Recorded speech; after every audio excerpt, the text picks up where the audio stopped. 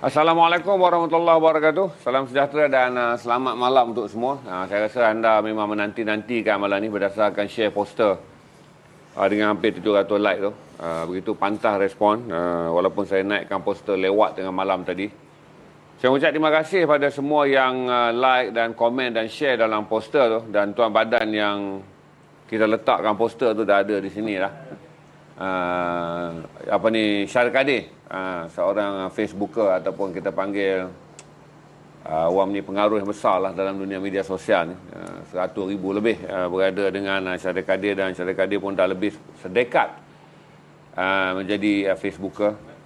Saya rasa ramai yang berada di garasi ada juga follower page Syarif Abdul Kadir ni, SAK ni. Harap saudara share. Sebab kita pun tak nak panjang-panjang ni. Saya pun dah memendam soalan ni dah lama dah nak bertanya. Jadi Syarif pun dah sampai dah di studio. Walaupun pertama-tama sebelum angka naik, kita ingat-ingat lu tanya dengan Syarif. Ya, bang. Okey. Kenapa sekarang ni lately ni Syarif? Kalau dulu zaman kita tu polis jadi perhatian apabila kita mengejar polis untuk mendapat story-story besar. Tapi polis sekarang ni dah jadi perhatian Syarif lah. Basically perkara-perkara negatif yang lebih cepat menjadikan orang bual pada polis. Apa yang berlaku dalam tempoh 1 dekad, 2 dekad Syarif, hingga cakap tentang polis hari ini orang akan bercakap kutip rasuah tepi jalan. Cakap tentang polis je orang lebih terpengaruh dengan NGO kata tembak orang tak ikut polisi. Bercakap pasal polis je orang akan lebih bercakap mengenai macam-macam lah yang negatif. Saya rasa apa yang sebenarnya menjadikan titik tolak yang masyarakat ada pandangan sepele tentang polis sekarang, terutama apabila kita bercakap dalam era media sosial. Sebelum kita yang hot tu kita tanya Syarif Kadir secara sepintas lalu, kerana dia lama dengan polis tuan-tuan.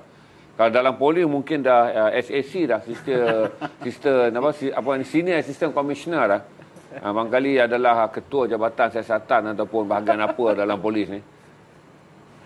Ya, Assalamualaikum. Terima kasih kepada Bang Zainal dan juga Garasi TV. Saya first of all, sebelum saya nak mula, saya rasa kagum pada Garasi kerana saya start orang mula bercakap pasal Garasi ni. Kalau dulu Garasi nak jemput, saya rasa okey. Tapi sekarang ni bila Garasi nak jemput, saya dah jadi masalah ni. Nak kena buat homework ni, ramai orang tengok kan. Apa pun terima kasih banyak. Baik, untuk bercakap tentang polis diraja Malaysia ni, yelah, of course, saya bukan anggota polis atau bagian polis, so macam tak adil untuk saya bercakap bagi pihak diorang. Tapi kalau bercakap dari segi persepsi media okey. Dia begini bang, kita pun tahu dalam banyak situasi dengan ledakan media sosial apa semua ni, semua benda terdedah dan semua benda hendak didedah dan semua benda mula menjadi perhatian. Kalau dulu kita wartawan ni ataupun public, dia nak tahu pasal polis ni, dia kena tunggulah bila ada sidang akhbar. Zaman-zaman saya mula-mula jadi wartawan jenayah dulu, berlaku tembak menembak ke, rompakan penculikan apa, orang nak tahu kena tunggu the next day lah. Sebab paper hanya print hari tu, esok baru tahu. Ini kadang-kadang polis belum sampai pun dah viral. Jadi begitu juga dalam isu-isu dalam ni, kan? Cuma kalau tanya saya secara peribadi, sebenarnya dia bukanlah kata kita punya polis ni makin teruk ke apa ke. Saya rasa itu seperti yang kita tahu, bukanlah semua, segelintir. Tetapi masalah sekarang dengan ledakan media sosial ni, dia lebih cepat benda tu keluar. Dan benda tu keluar pula tak semestinya betul. Kadang-kadang kita nampak macam contoh satu kejadian di Tanjung Tok Kong, Pulau Pinang dulu, beberapa bulan yang sudah diviralkan, kononnya polis tendang motor mak rempit sampai tergolek apa semua. Viral dah. Rupanya baru kita tahu sebenarnya, nasib baiklah ada satu dashcam dia seorang pengguna jalan raya tu, dia tunjuk tak ada kena-mengena pun. Budak ni dia langgar lampu isyarat, so ada kereta langgar dia. So tak ada langsung bab tu. Tapi kita kena akui juga dalam pada itu memang betul ada benda-benda yang memang berlaku yang melibatkan salah laku oleh anggota polis. Itu no issue. So kalau menjawab soalan abang, itulah bendanya. Ledakan media sosial ni menyebabkan semua semakin terdedah dan banyak pihak dah mula hendak mendedah dan didedahkan. Tapi kalau cakap dari segi polis secara keseluruhannya, saya tak rasa polis sekarang makin teruk ataupun polis sekarang makin merosot mutunya berbanding dulu. Cuma benda-benda ni sajalah. Okey. Ya. Kalau saya tanya lagi satu, Syaril, apa yang you nampak perubahan mendadak? Katalah, saya sempat melihat perubahan polis ni orang tentang detail bila buat siasat kerana itu Tan Sri Musa Hassan. Ya. Saya melihat perubahan mendadak pada waktu itu adalah sukar untuk mengubah polis. Terutama bagi menjarakkan langsung hubungan polis dengan penjenayah. Saya boleh akui di secara terbuka dia. Tan Sri Musa Hassan bila dia masuk je dan duduk kerusi KPN, betul lah tu, kerusi panas negara. Kerana agak sukar nak reform anggota polis dengan menjadikan sasaran utama adalah penjenayah, terutama mereka yang mempunyai mesin kuda, kita panggil jenayah terancang lah.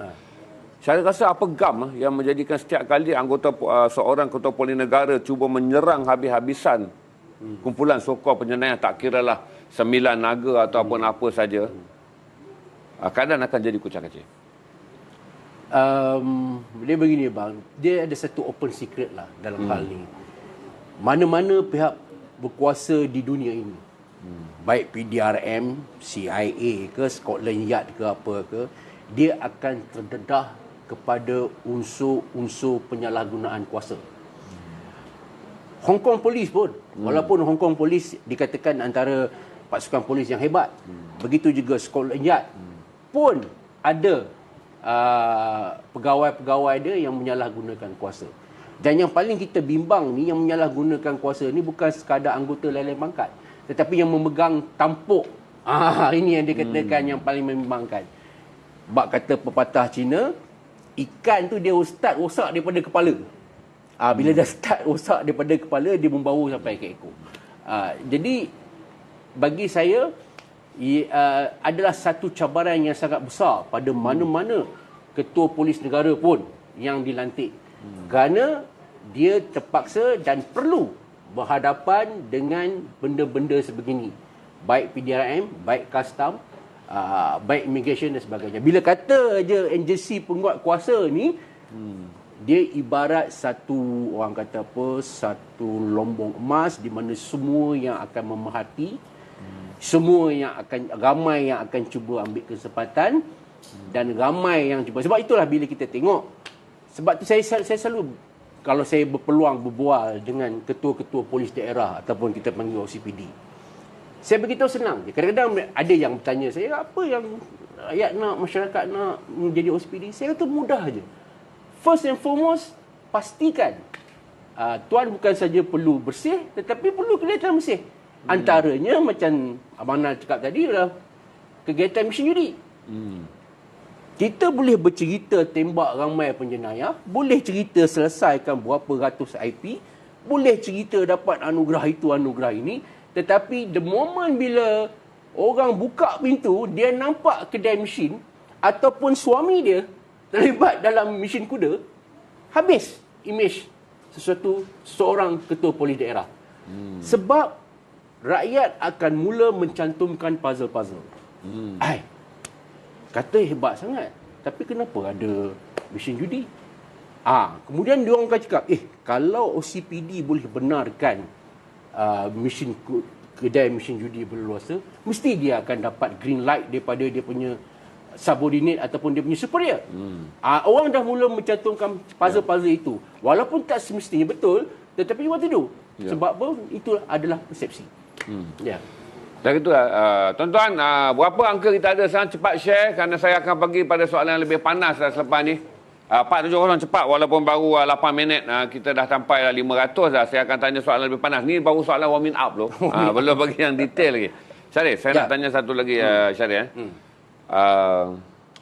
You lama lah dengan polis. Basically, saya baca daripada dulu you punya kolom. You bukanlah so-called pro-polis sangat pun. Benda-benda yang tak betul you kritik, benda-benda yang banyak you promote. Saya nampak kata kesungguhan you untuk mempromosi kepada rakyat. Kenalilah polis dengan pandangan, memahami mereka adalah penguat kuasa undang-undang. Tapi waktu yang sama saya beritahu dekat Syaril, apa susah sangat Syaril kita nak bagi tahu kata banyak polis baik di Malaysia. Kenapa orang lebih suka melihat 2-3 kes polis jahat daripada orang, kalau lah tanya saya lah, polis di Malaysia ni lulus 99.9 Syaril, kalau untuk saya. Saya beritahu, tapi kenapa dalam keadaan sekarang majoriti masyarakat Kalau you up story pun you tahu respon dia. Benda yang negatif juga orang yang akan cakap. Saya nak tanya tu, kita lah, ini tanggungjawab kita. Tadi kita cakap pasal polis, Kang Syahrir akan cakap tentang kita pula. Dekat mana kita punya keracunan minda yang menyebabkan tiap-tiap kali apa saja yang polis buat, kita tak boleh buang kita punya skeptism tu. Sebab manusia, Pana. Manusia ni tak suka diperintah-perintah. Tak suka diarah-arah. Apatah lagi bila diambil tindakan. Memang manusia tak suka. Daripada seringan-ringan tak pakai mask, sehinggalah ke insiden-insiden penculikan, itu adalah norma ataupun norm manusia, di mana kita tak suka kalau kita ni apa yang kita buat tu mendapat so-called open close quote pertentangan. Begitu juga macam kita kat sekolah, kita tak pakai name tag, pengawas marah, kita benci pengawas. Walaupun sebenarnya tidak ada apa pun, memang itulah tugas pengawas. Tapi begitu juga dengan polis. Sebab itu selagi saya boleh kata tidak akan ada manusia di dunia ni yang 100% suka kat polis. Sama ada dia polis Rwanda ataupun polis Bukit Aman ataupun polis IPD mana-mana, memang tidak suka. Apatah lagi kalau dia sendiri pernah mengalami personal incident, pernah disaman kerana tak pakai tali pinggang ke, atau pernah ditangkap kerana minum air ketum ke apa ke, dia benda-benda itu akan menyebabkan dia akan makin marah. Walaupun sebenarnya kes tu dah 20 tahun, walaupun kes kecil, tapi dia punya perasaan membara dalam hati tu tetap ada. Apatah lagi apabila dia kena pau, istilahnya. Contoh, ada polis minta rasuah pada dia apa semua. Saya masih ingat ada seorang tokoh korporat, saya pernah interview dia. Dia secara lahiriahnya dia okey apa semua bila cakap tentang polis, tapi sampai kesudah dia bila sebut pasal polis, dia tak senang duduk dan akan mulalah emosional. Saya kata, kenapa Tan Sri? Sebab saya pernah kena pau masa kat universiti dulu. Saya naik motor, saya punya nombor plate ke apa, saya tak apa ingat lah. Sebab saya kena pau. Jadi benda yang dah 20-30 tahun tu, dia masih ada lagi dalam diri dia. Jadi untuk menjawab soalan Mana, selagi ada orang yang merasakan bahawa dia dianiaya, selagi orang tu merasakan bahawa dia tak boleh buat apa saja, ada je benda yang tak betul, selagi itulah dia tidak akan suka pihak badan beruniform ni. Terutama Polis Diraja Malaysia. Okey, itu soalan warming up. 3 soalan warming up untuk mengumpulkan anda semua berada di sini. Sebelum saya pergi kepada soalan yang lebih detail. Sekarang ni Syahrir, apabila ekonomi tak berjalan, orang awam satu hal lah, tapi saya rasa penyangak ni yang paling susah hidup dia lah. Ramai mereka yang selama ni menggunakan restoran untuk buat money laundering, ramai yang menggunakan perniagaan yang menjadi money laundering. Kalau perniagaan terjejas, kemudian mereka yang dalam industri, tak sebut industri lah, mereka dalam jenayah terancam pelacuran terutamanya. Tak boleh bawa masuk pelacur, tak boleh pusingkan pelacur di hotel, pelacur tak boleh fly ekonomi terjejas. Saya rasa sekarang kan berapa agresif kartel ada. Apabila mereka mula berdendam, satu adalah peluang melakukan jenayah, peluang melakukan wang melalui jenayah makin terhad. Polis pula pada waktu yang sama makin mengukuh kedudukan dia apabila Tan Sri Hamid Badur ambil alih. Dalam perseption Syahrir, apa suhu yang ada pada penjenayah yang akan dia buat bertindak balas? Macam saya ambil contoh, kata ramai yang tak gembira dengan rampasan 5.2 bilion nilai dadah yang baru ni. Saya rasa penjenayah dah sampai ke AIM lah tu. Ketua pengarah kastam, pihak polis yang involve semua di AIM. Saya rasa sekarang ni kan, kalau ibarat cacing kepanasan tu, apa keadaan penjenayah sekarang apabila... Sebab tu, Bana, kalau kita tengok trend, kita ambil benda paling mikro lah, paling kecil di peringkat daerah. Apabila OCPD yang keras dah mula menutup pusat-pusat video game, nombor-nombor ekor jalanan yang kecil-kecil ni, 3 angka haram-haram apa semua ni kan, rumah-rumah wud mula tutup kan, apa semua. Jadi kita nampak trend jenayah tu sendiri dah mula berubah. Memang kes jenayah sebenarnya semakin turun, terutama menjelang sejak PKP. Tapi yalah, dia tidak memberi jawapan sebenarnya, sebab yalah PKP orang tak keluar, dah tentu jenayah turun. Tapi kita tengok di kalangan penjenayah sendiri, mereka dah mula involve dalam benda-benda terutama yang berbentuk online. Kalau tak boleh buka kedai judi biasa, fizikal, dia orang buka judi online. Bila tak boleh jual nombor ekor macam biasa, dia jual haram secara online. Begitu juga dah mula kita tengok pertambahan kes-kes scam. Makau scam lah, apa dah semua. Kadang-kadang buka satu akaun, ingat ke akaun kita, tekan klik, habis semua duit kita dalam akaun bank. Kita dah tengok trend jenayah dah mula ke arah itu. Online. Sebab tu macam orang lain, dia tak boleh jual nasi lemak, dia jual burger. Tak boleh jual goreng pisang, dia jual lah air soya bean ke apa. Begitu juga penjenayah, dia tak boleh buat kerja secara fizikal begini, dia guna kaedah lain, dia guna kaedah online apa semua. Memang dari segi jenayah yang berbentuk harta benda ni memang orang kata yang fizikal ni memang kurang. Tetapi kita lihat peningkatan trend scam, penipuan online semua sebenarnya makin banyak. Kita pun sentiasa mendapat panggilan-panggilan apa semua yang mengaku daripada ini. Bagi saya, penjenayah ni dia tidak ada istilah kecewa ataupun putus asa ataupun marah. Dia dah tahu bila dia ada involved dalam jenayah, dia kena face the music. So apa yang dia buat adalah anjakan paradigma. Anjakan paradigma. Tak boleh A buat B, C dan D. So saya tak rasa penjenayah marah setiap kali OCPD bertukar ke, setiap kali KPN bertukar ke. Dia dah tahu itu cara dia. So apa yang dia perlu buat adalah adjustment pada diri dia. Kalau dia tak boleh buat cara ni, dia buat cara ni.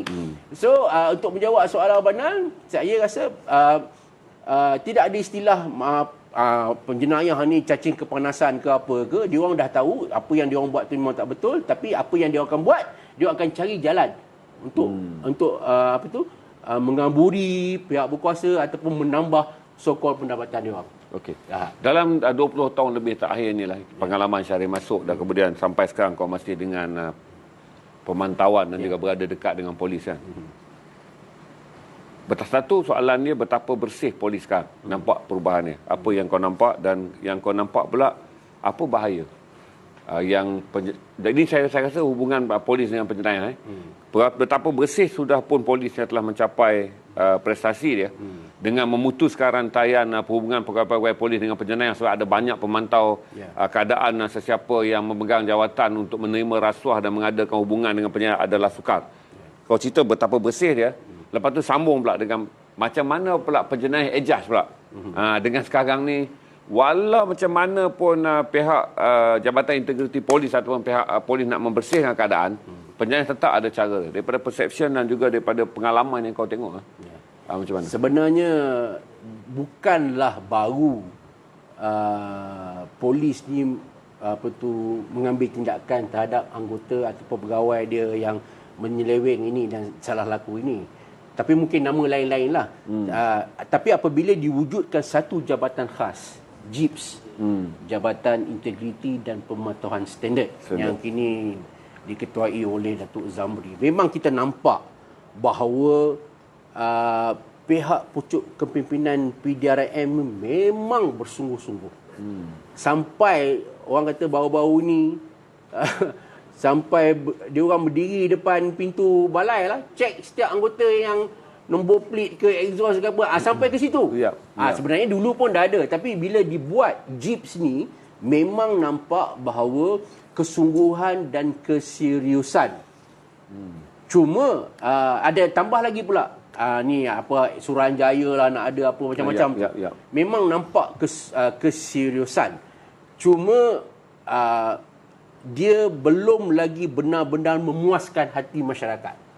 Kerana masyarakat masih lagi melihat ada juga penyelewengan here and there, salah laku here and there semua. To say untuk membentras benda ni 100%, saya rasa agak mustahil. Kerana di mana ada kuasa, di situ akan ada penyalahgunaan. Tetapi bagi saya, apa yang dilakukan oleh Tan Sri Hamid Badung especially menampakkan orang dah mula semakin yakin. Satu perkara juga bagusnya media sosial ini, kerana kita dah dia juga membuatkan anggota dan pegawai yang hendak yang bengkok ni dah mula berhati-hati sikit. Sebab ada CCTV ke, ada orang ambil gambar ke, apa semua. Itu pun secara tidak langsung dia telah mendidik mereka yang hendak buat yang tak elok ni supaya alert dan aware. Kan? Dulu boleh saja. Sekarang ni dengan CCTV, dengan kamera, dengan apa-apa semua, bagus juga tu media sosial tu. Kalau Abang Nan tanya sejauh mana bersihnya PDRM, saya boleh kata alhamdulillah, walaupun mungkin tidak sebersih 100%, tetapi yang penting usaha ke arah tu dah ada. Dan memang kita nampak bahawa JIPS bersungguh-sungguh. JIPS juga masuk bukan saja ini masuk sampai ke disko-disko, masuk apa semua untuk memastikan bahawa betul-betul anggota diorang ni bersih daripada ni. Dan kita juga di polis pun saya tak apa ingat ada satu bahagian agama dan kaunseling baksa ke apa ke yang sangat agresif membentuk anggota dan pegawainya dari sudut morality, dari sudut spiritual. Kita pun tengok ada sekarang ni OCPD, ada ketua polis dalam negeri yang dah mula memberi khutbah Jumaat apa semua. Itu benda-benda yang sangat menarik. Dan saya difahamkan juga ada juga pegawai-pegawai yang bila nak ambil tindakan, dulu kalau ambil tindakan maki-maki yang pun apa, double kawat ke apa. Ada juga pegawai yang saya pernah jumpa, dia ambil tindakan anggota dia dengan suruh baca Quran depan dia. Saya ingat lagi kes ni. Saya boleh sebut nama dia, iaitu Tuan Zaiham. Dia sekarang ketua polis Bentong masa dia di PJ. Tuan Zaiham. Tuan Zaiham sekarang ketua polis Bentong. Saya masih ingat masa dia di IPD PJ, ada budak dia ada melakukan kesalahan apa yang dia buat dah, dia panggil budak dia baca Quran depan. Kan? Maknanya mungkin kesalahan taklah besar, tapi memang ada. Jadi maknanya dah nampak bahawa benda-benda ini banyak membantu. Dan sekarang ni pun kalau kita tengok bila kita interview bakal-bakal apa tu yang kat Pulapol apa semua kata kami nak masuk polis. Walaupun gaji kecil, kerana kami nak membasmi rasuah. Dia orang sendiri pula kata. Daripada kami bising kat luar, baik kami masuk dalam merubah. Itu yang saya nak relate dengan Tuan Izani, ketua polis Petaling Jaya. Saya pernah menemu bual baru ni. Saya pernah tanya ke dia, kenapa Tuan nak masuk polis? Sedangkan Tuan ada master, Tuan pernah bekerja di Amerika, kan? Dia kata sebenarnya dia pun tak suka polis. Tapi dia fikir, daripada aku mekak kat luar, cakap benda menyalahkan pihak polis, lebih baik aku masuk dalam. Betul kan? Betul kan? Ataupun sama-sama. Sama-sama untuk menaikkan nilai polis di mata masyarakat. Itu saya kata nampak kesungguhan tu memang ada. Terutama bila adanya JIPS disokong pula oleh bahagian agama dan kaunseling Bukit Aman apa semua ni. Saya yakin bahawa walaupun mungkin tak 100%, tapi nampak yang PDRM sangat serius dalam hal ni. Okey. Syaril dah sebut dah nama-nama yang hangat-hangat ni. Dia dah petik dah nama Tuan Izani, dia dah petik Tuan Hamid Bador, tapi kita simpan dulu soalannya tu. Saya bagi contoh, saya tanya dengan Syaril. Tuan Izani nampak special sikit lah. Daripada generation dia nampak sedikit special. Berbanding, saya ingat polis yang macam dia pada era lama tu tak ada. Kalau ada pun yang garang tak bertempat. Tapi saya rasa dia consider dia agak smart, tapi waktu sama agak religious. Apa kekuatan yang kau rasa kata kalaulah kita ada 10 macam dia? Sebelum saya pergi pada Tuan Ayub, kita pergi dulu pada Tuan Izani. Sekarang Tuan Izani telah pun dipindah sebagai Ketua Jabatan Siasatan Jenayah Selangor. Apa strength sebenarnya yang ada pada Tuan? Sebab kau dah jumpa dia one by one interview, dia dah buat evaluation. Kau rasa apa istimewa tentang Tuan Izani yang menjadikan kalau kita nampak profil dia, dia memberi satu fenomena baru dalam kita melihat seorang pegawai tinggi polis? Dalam hal ni lah, pertama sekali saya harap pegawai-pegawai lain berfikiran mengambil apa yang Tuan Izani buat secara terbuka lah. Mungkin ada yang tidak selesa kan, macam mana media memberi macam spotlight seolah-olah tidak ada pegawai lain yang lebih baik. Sebenarnya ingin saya tegaskan di sini, kita tidak ketandusan pegawai yang baik. PDRM mempunyai ramai pegawai yang baik. Kita mempunyai ramai OCPD yang menarik, yang bagus, yang cekap, dan mungkinlah ada di antaranya tidak mendapat tumpuan media kerana mungkinlah dia duduk di kawasan yang jauh. Ya, bukan kawasan media. Bukan. Betul. Lagi betul. satu, polis ni bukan hanya orang kejar jenayah je. Kita jaga ada bahagian berkuda, UTK-nya, kita ada pegawai unit udaranya, unit pemusnah bomnya. Dalam ni macam-macam cawangan khas apa, semua mempunyai ramai pegawai-pegawai yang baik. Tapi ialah ada operatif diorang yang perlu dirahsiakan. Contohnya pegawai-pegawai cawangan khas, pegawai-pegawai daripada D4, D8, unit risikan lah. Semua ni of course tak mungkin kita melihat kelibat mereka. Dia tak limelight lah. Bukan dalam limelight. Ya, okey. OCPD ni dia lain. Apatah lagi OCPD di tempat-tempat seperti di Johor Bahru, di Dang Wangi, PJ of course lah. Sudah tentu menjadi tumpuan. Kerana kadar jenayah pun tinggi di kawasan-kawasan ini. Faham. Untuk menjawab, baik. Jadi itu saya jelaskan dulu kan. Sebab saya pun ada juga dengar benda-benda, takkan seorang je yang bagus ke apa kan. Ini saya jelaskan di sini, tidak timbul isu itu. Cuma ya betul, Tuan Izzani adalah salah seorang daripada dia. Kalau Abang Nal tanya saya secara peribadi, saya pun merasakan bahawa dia membawa, Tuan Izzani membawa satu benda yang agak lain sedikit. Sebab dia memilih untuk memasyarakatkan polis, which is tak ramai yang buat.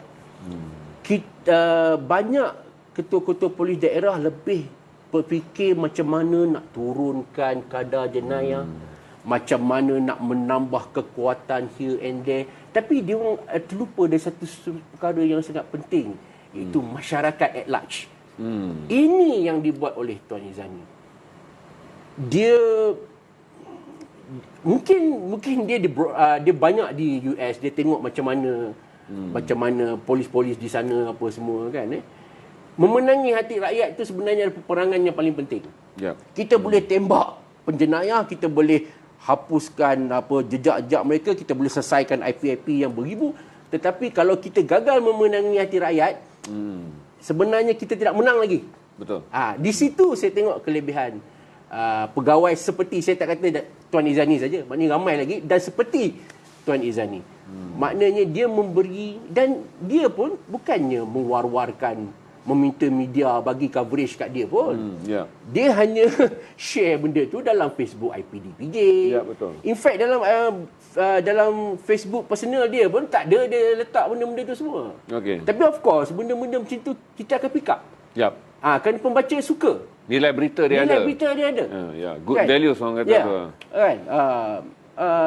Saya harap lebih ramai lagi pegawai-pegawai, terutama ketua-ketua polis daerah, menggunakan konsep ini, iaitu memasyarakatkan polis. Jangan buat satu gap. Kan? Kalau sekarang ni masyarakat hanya pergi ke balai, kalau ada kes jenayah, hilang IC, baru pergi ke balai. Kalau tak, jangan harap nak pergi balai pun nak buat apa? Betul. Kan? Tapi istilahnya adalah jangan melihat polis itu sebagai satu semata-mata ejen penguat kuasa. Tapi lihatlah mereka itu sebagai bahagian daripada masyarakat. Dan peranan ini kena dimainkan bukan saja masyarakat, kena pegawai polis ni pun kena main peranan macam tu. Bagi kita selesa dengan dia. Jadi di PJ, pengalaman saya, masyarakat selesa dengan Tuan Izzani. Jadi kita dah lupa dah soal-soal yang titik bengik ni. Bila kita dah mesra, jadi kita dah meletakkan kepercayaan. Kita tahu bahawa kita tak perlu risau kerana ada seorang pegawai yang prihatin sanggup mendengar denyut nadi masyarakat. Itu yang saya nak sentuh sikit pasal Tuan Izzani, dan tahniahlah kerana saya rasa dia pun dah pakai dah pangkat keris bersilang sekarang ni. Dan tentu sekarang ni tanggungjawab lebih besar.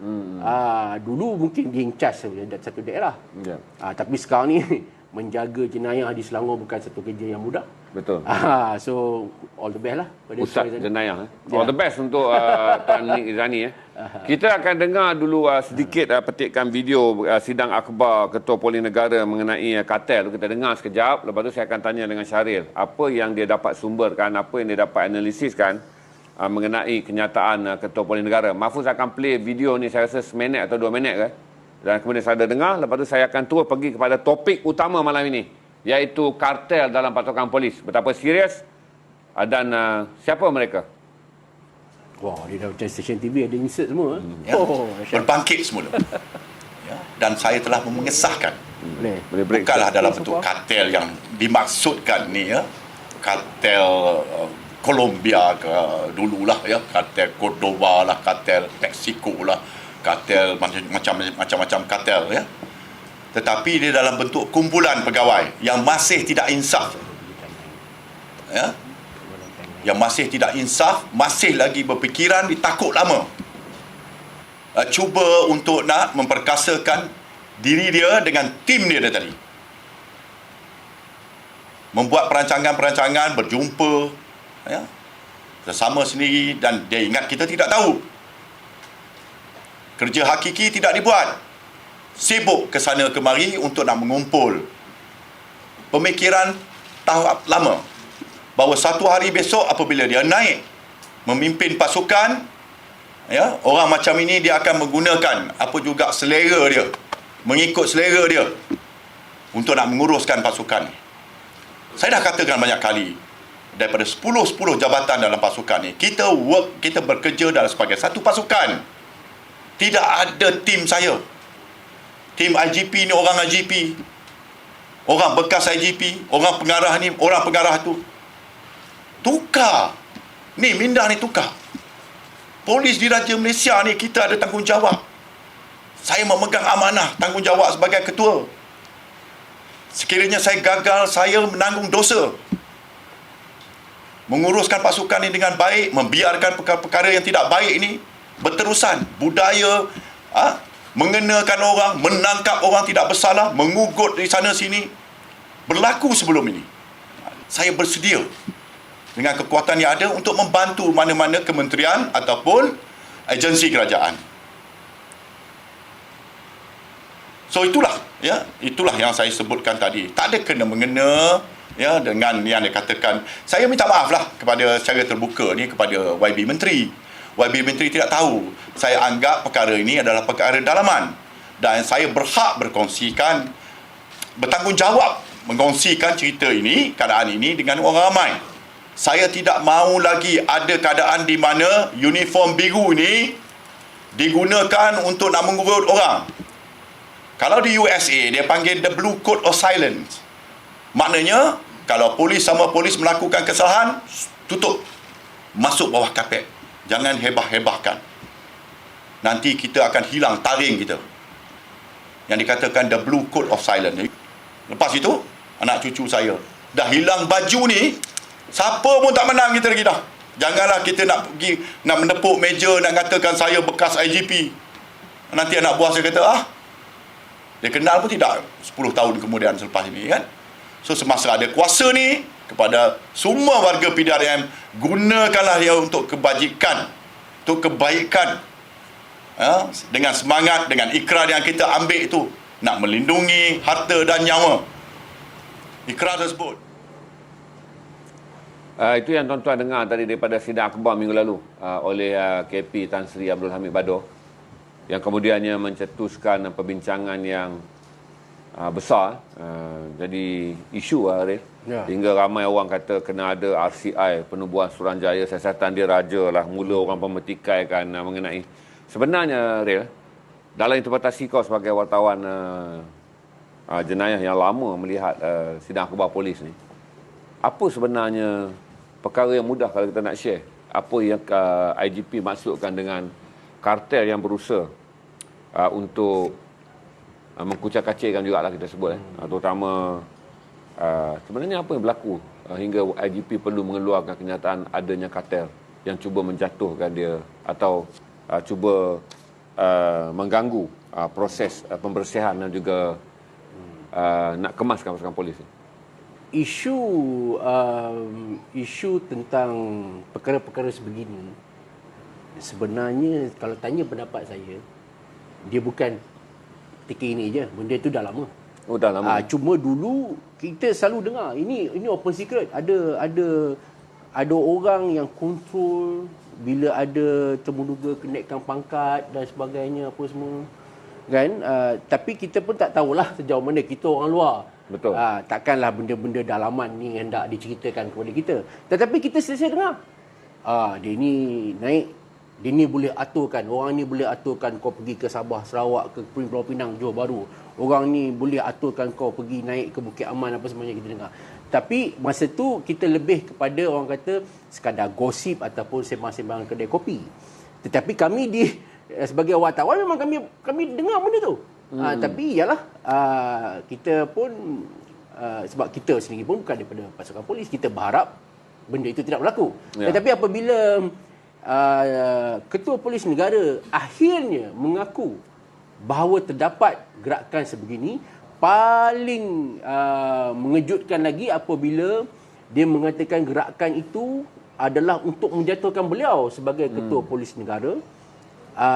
Ini memang satu yang sangat mengejutkan. Apatah lagi bila dia kata ada tu yang kata kartel tu orang luar, bukan saja dalaman. Bukan saja dalaman, daripada orang luar. Orang luar tu dia tak dedah lah sama ada ahli politik ke, gangster ke, mafia ke apa ke gitu. Tapi maknanya ada orang luar pula yang boleh campur tangan. So ini bagi saya is too much. Kalau kita lihat kenyataan Ketua Polis Negara, dia menyebut ada pegawai muda. Okey, pertama pegawai muda yang mengatur orang-orang dia untuk naik sekali. Jadi maknanya ketika bila ramai pengarah-pengarah ni semua dah pencen, ni semua orang dia, maknanya dia orang akan memudahkan untuk melakukan kegiatan jahat mereka. Ini bukan saya sebut. Ini Tan Sri sebut. Maknanya dia nampak bahawa mereka ini dah mula susun orang. Okey, ini disebut. Dan kena ingat, Tan Sri Hamid Badu ni walaupun ramai yang petikaikan dia blue eye boy Tun Dr. Mahathir ke ataupun dia ni dah pencen ni masuk balik apa semua. Kena ingat, waima apa pun kita katakan tentang Tan Sri Hamid Badu, pelantikan dia sebagai Ketua Polis Negara itu valid. Itu sah di sisi undang-undang. Tidak ada siapa pun yang orang itu mempertikaikan di mahkamah. Maknanya, waima apa pun pandangan tentang pelantikan dia sebagai Ketua Polis Negara, tetapi dia adalah Ketua Polis Negara yang sah. Kita kena move daripada situ. Okay, kalau kita asyik berpolemik, kenapa dia naik, tutup peluang orang apa semua, kita tak bergerak ke mana-mana. Betul. Baik, apabila dia naik, dah kena ingat, Tan Sri Hamid Badu adalah orang special branch. 30 tahun lebih dalam special branch dan pernah menjawat pengarah bahagian intelijen luar apa semua. Maknanya sekilas ikan di laut, dia dah tahu jatuh betina dah. Dia dah tahu dah benda-benda ni semua. Sebab HB mempunyai segala akses, segala maklumat. Apatah lagi kalau maklumat dalaman. Ini yang menakutkan. Okey, dan kita balik pada definisi pegawai muda yang mengatur. Kalau pegawai muda berpangkat Chief Inspector, ASP, Waima, Superintendent pun saya tak rasa boleh mengatur. Dia lebih kepada di peringkat kontijen atau di peringkat daerah. Tapi bila kata pegawai muda yang mengatur, maknanya mesti orang-orang yang bahasa mudah keris bersilang di atas bahu. Keris bersilang di atas bahu ni adalah Senior Assistant Commissioner ke atas. Ini kita tak boleh kata apa, ini tafsiran orang awam. Betul. Bila pendedahan tu berlaku, orang awam kan dah mula puzzle. Mengatur mesti somebody yang pangkat besar. Kalau pangkat besar, takkan yang hanya 2 paku, 3 paku. Mesti keris bersilang di atas bahu. Dan di antara yang keris bersilang di atas bahu tu, orang dah mula nak zooming. Siapa yang muda-muda ni? Di situ saya tengok ada sedikit tak berapa sedap. Sebab kita dah mula point fingers yang tak mana-mana dah. Kita dah mula mengesyaki orang tu, mengesyaki orang ni. Ini satu yang tak, itu yang impact yang tidak begitu elok sikit kesan daripada pendedahan ini. Kerana bukan saja orang awam, dalam polis dia akan mula saling mencurigai. Siapa saling mencurigai. Itu yang saya agak kurang selesa sikit dalam bab tu. Tetapi hakikatnya memang berlaku. So ini yang kita risau, dan saya tak rasa bahawa Tan Sri Hamid saja-saja untuk buat benda tu untuk menyambung tempoh hayatnya sebagai Ketua Polis Negara. Malah ketika saya menemui beliau baru-baru ini, dia pun dah start kebah lah. Barang-barang dalam ofis. ketika itu dia beritahu dia pun tidak berhajat untuk menyambung. Tak tahulah, kita pun tak tahu yang akan datang ni sebab benda ni semua terpulang pada Yang di-Pertuan Agong untuk sambung apa semua kan. Tapi sehingga yang saya pernah bertemu dengan dia pun tidak berhajat untuk sambung. Kerana dia pun nak bagi peluang juga pada yang lain untuk merasai kursi panas ni. Kan? Jadi saya tak nampak, kalau tanya saya sebagai wartawan jenayah, saya tak nampak apa yang dibongkarkan oleh Tan Sri Hamid tu lebih kepada usaha dia untuk memanjangkan lifespan dia sebagai Ketua Polis Negara. Faham. Saya nampak dia bersungguh-sungguh. Ya. Dan cuma satu perkara lah, ada orang petikai, kalau betul macam menteri sendiri petikai, kalau betul kenapa you tak report, kenapa you tak beritahu. I can say that sebenarnya benda tu tidaklah seburuk tapi masih terkawal. Faham. Kan? Di peringkat bawah pun kalau kita sembang dengan pegawai-pegawai anggota pun, mereka pun tak nampak sangat benda ni. Cuma mungkin di peringkat atas tu mungkin ada benda tu. Kan? Tapi bab kata yang tak perlulah sampai ke peringkat nak wujudkan RCI sampai perlu nak buat depo polis ke, sampai perlu, cukuplah sekadar Tan Sri bagi tahu kat Menteri Dalam Negeri, Menteri Dalam Negeri boleh bawa ke untuk bincang. Tak perlu sampai ke peringkat ini. Tapi bab kata Tan Sri Hamid, benda tu ibarat barah. Ya. Kalau dia membiarkan benda tu, benda ni akan menjadi masalah kerana orang-orang yang akan naik ni mempunyai niat, iaitu mempunyai niat untuk melakukan benda-benda yang salah, seperti benda-benda salah dalam Bukit Aman. Kalau saya nak mudahkan lagi puzzle ni, apakah kartel yang berada dalam polis sekarang, yang kita Tan Sri sebut kartel juga adalah orang yang punya network dengan kartel jenayah di luar? Semestinya. Maknanya apabila mereka berniat untuk membawa geng-geng mereka naik sekali, sudah tentu ini merupakan satu network yang sangat besar. Maknanya masing-masing dah mula berangan-angan, bercita-cita. Bak kata Tan Sri Hamid juga. Saya cakap benda ni bukan saya petik di luar konteks ya. Ini memang betul yang disebut.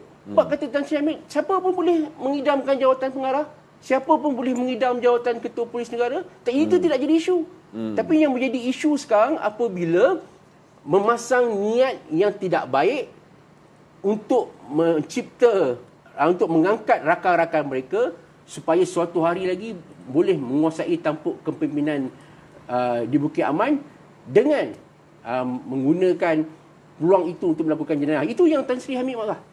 Maksudnya macam ni kita naik sama-sama kita. Ya. Lepas tu kau tolong aku tolong kau. Bila dapat manfaat, kita makan sama-sama. Yes. Satu kegiatan jenayah memerlukan sokongan daripada Perlis sampai ke Sabah dan Sarawak. Memerlukan Bukit Aman sekali. Kita atur elok-elok, kita kaya sama-sama. Itu mudah dia? Itu bahasa mudahnya. Kalau kita tengok daripada PC-PC Tan Sri Hamid, daripada kenyataan-kenyataan dia tu, bahasa mudah dia itulah. Iaitu untuk create ramai kawan-kawan ni. Bila dia. Jadi itu yang Tan Sri Hamid mau tak mau dia terpaksa bongkarkan. Dan ternyata strategi Tan Sri Hamid tu berjaya. Kerana orang-orang ni dah mula stuck. Itu dengan sahnya mereka diketahui bahawa mereka telah dia ketahui. Maksudnya dia orang dah tahu, rupanya apa yang kita sedang lakukan telah diketahui. Mungkin selama ni mereka tak risau kan, alah habis-habis pun cerita dalam ni je, takkan keluar. Tapi Tan Sri Hamid membuat satu langkah yang di luar kotak dengan mengumumkan, sebab bagi dia masyarakat perlu tahu. Bagi Tan Sri Hamid tidak ada perlu rahsia, kerana polis milik masyarakat.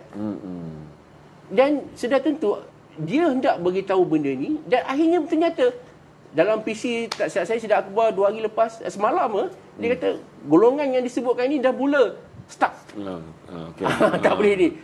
Mungkin dari satu sudut Tan Sri Hamid berjaya lah, tapi of course benda tu ada pelbagai interpretasi daripada netizen dan sebagainya. Tapi mungkin bagi Tan Sri Hamid benda tu berjaya. Saya nak share dengan saudara satu pengalaman. Saya tak nak sebutlah IPD mana. Ini 20 tahun dulu waktu saya mengetuai edisi siasat NTV7. Kami ikut operasi polis tadi. Menyerbu, saya tak, kalau saya sebut kedai tu kat mana, tahulah IPD mana kan. Satu di KL lah. Jadi lebih kurang 200 biji mesin kuda dirampas pada operasi malam tu. Bermula 11 malam sampai 4 pagi, 200 biji mesin kuda dirampas. Dengan menggunakan truk Black Maria. Tetapi truk tersebut tak dibawa balik ke balai. Truk itu disembunyikan di bawah store yang menyimpan bas ekspres yang rosak. Dan besok mesin kuda tu dipulangkan balik. Ini zaman saya. Terkejut saya ni. Itu saya cerita tuan-tuan. Dalam store ya? Dia begini. Transit. Media semua ingat barang tu dirampas. Besok polis ambil dan kemudiannya kes akan dibawa ke mahkamah.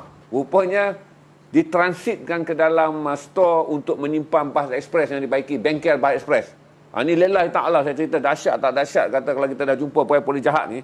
Berarti kita pun bagi laporan besar-besaran gini 3 hari kedai mesin kuda semua tu on balik dengan mesin yang sama. Ini menyebabkan seorang saya punya wartawan yang hebat yang sekarang ni bekerja di Esra Wani ni, saya tak sebutlah nama dia. Dia balik office tumuk meja dia bang. Dia kata mesin yang sama sekarang, orang yang mana report dekat dia kata itulah mesin yang ada. Sebenarnya orang ni, dia ni adalah jawatan kuasa macam jawatan kuasa kampung lah. Orang-orang yang punya kesedaran hantar maklumat. Bila hantar maklumat, kita pun bagi tahu dekat polis, kita dah tahu dah benda ni. Kalau polis tak pergi buat coverage, kita akan buat coverage dedahkan. Jadi kalau kita dedahkan, polis malu. Kalau nak cover line, jom kita aim sama-sama. Jadi polis ni buat serbuan malam tu di semua tempat spot yang telah pun kami dedahkan tempatnya. 3 hari. Kedai dan spot yang sama beroperasi balik dengan mesin yang sama. Ini saya cerita kepada saudara bahawa apa yang Syaril sebut ni tidaklah mengejutkan saya. Apa yang KP, IGP sebut tidak mengejutkan saya.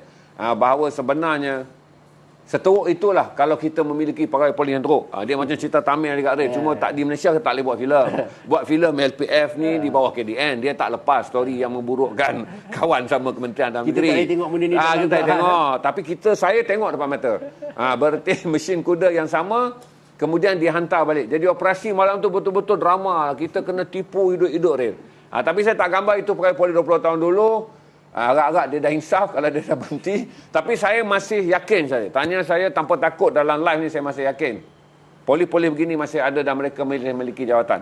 Apa yang menjadi nyawa kepada penjenayah terutama di kawasan-kawasan jenayah utama bernafas kerana ada pegawai polis yang boleh dibeli. Tapi saya nak tanya dengan Syaril. Apabila IGP laporkan benda ni, saya tentulah nak lihat penyingkiran orang macam ni. Kita tak mau dengan lapor dan buat dia gentar je, Syaril. Buat apa? Pasal orang jenis macam ni pula, Syaril, dia hati dia sama macam hati penjenayah. Maksudnya kalau penjenayah tewasnya di tangan peluru ataupun di tangan gari, jenisnya macam ni pun dia tak akan berundur kerana dia punya prinsip adalah kuasa adalah untuk wang. Macam mana kita nak tengok benda ni? Apa expectation you sebagai wartawan untuk IGP? Saya pun dapat banyak feedback daripada masyarakat. Mereka tidak mahu tahu sekadar si Polan ditukar ke sana, si Polan ditukar ke sini. Kita tak mahu dengar tu. Kita nak tahu mereka juga di-charge di mahkamah. Tetapi kita kena ingat bahawa mungkin proses itu berlaku. Mungkin proses itu. Tapi kita je yang tak tahu benda tu berlaku. Ya, betul.